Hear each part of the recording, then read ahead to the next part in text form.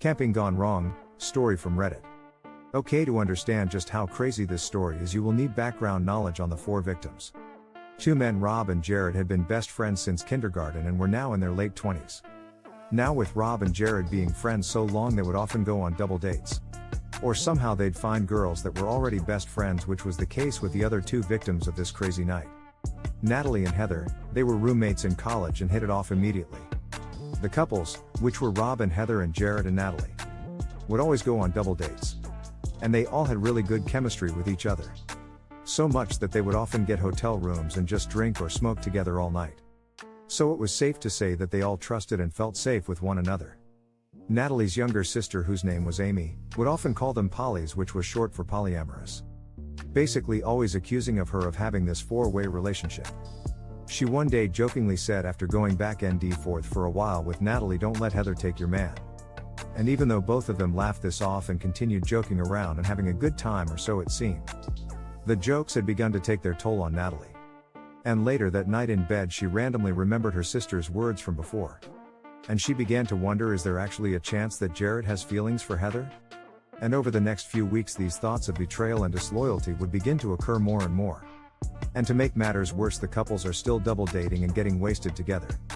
But now any interaction between Heather and Jared just adds fuel to the fire. Amy, Heather's little sister, unknowingly started. One day Heather and Natalie were on the phone talking about maybe getting another hotel room that weekend. When suddenly Rob walks in and tells Heather, "Hey, me and Jared were talking and we want to go camping soon." Of course, with Natalie being on the phone, she overhears this and starts thinking about if this is a good idea or not. Heather replies and says that might not be a good idea. Jared is the only one out of all of us who's been camping. Which immediately made Natalie upset, because Jared never mentioned anything to her about him going camping or enjoying camping. Rob would respond and tell Heather that it'll only be one night, we don't need to be experts. And Heather would say, "Well, let's just ask Natalie, do you want to go camping this weekend?" And after about 10 to 20 seconds, Natalie would say, "Yay, but we need to bring a weapon just in case." Now, until this day, nobody knows if Natalie was genuinely worried for their safety or if she had different intentions. But they all decided that Rob would bring his pistol.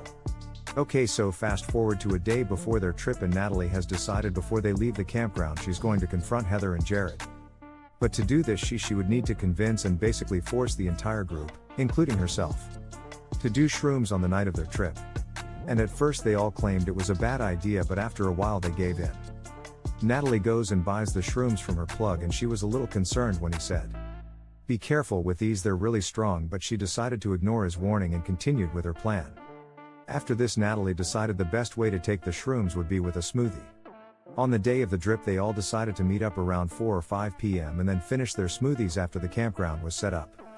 After an hour of setting up the tent, finding things for a fire, and generally scoping out the area, the couples decided to take the shrooms and eat dinner. Now, not only were the shrooms way stronger than Natalie anticipated, but she was the first one to start her trip, which made matters even worse.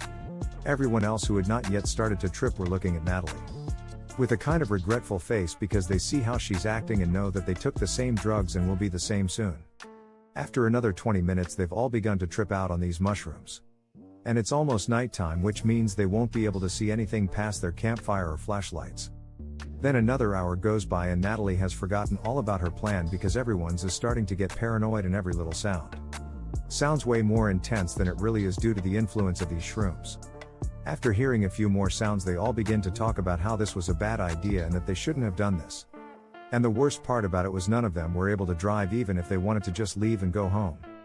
And out of everyone, Jared was by far the most intoxicated. He kept twitching and scratching himself randomly, to the point where Rob asks him, "Hey man, are you okay?" But of course he's tripping too, so he has a huge smile on his face.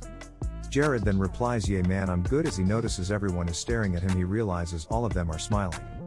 Now, even though Jared trusts these people completely and know they would never harm him, he begins to think that they're after him, and all of a sudden remembers that the only person here with a weapon is Rob. And these thoughts of Rob, Heather and his girlfriend Natalie trying to hurt or betray him really just overwhelmed him. And he decided the best thing to do would be to run away, and he took off as fast as he could. Which startled everybody else, because no one had any